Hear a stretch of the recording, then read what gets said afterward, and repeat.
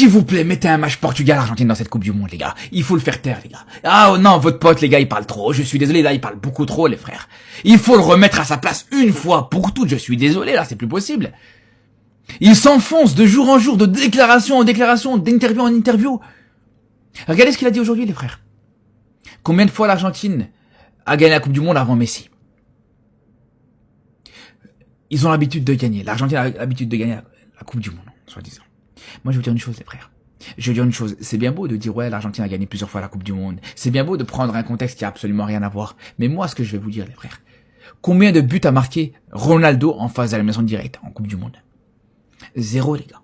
0. T'as marqué 0 but en phase d'élimination directe en Coupe du Monde et t'oses la ramener. Et t'oses venir parler, te comparer à Messi en Coupe du Monde. Ouais, parce que Messi, voilà, il joue dans une équipe qui a gagné plusieurs fois la Coupe du Monde avant qu'il arrive. Mais justement, avant qu'il arrive. Avant que Messi arrive. Mais depuis que Messi arrive, si on compare 2 secondes le 11 de l'Argentine et le 11 du Portugal. Mais je vous le dis, les frères, tu donnes cette équipe du Portugal à l'Argentine, ou plutôt à Messi pour le coup.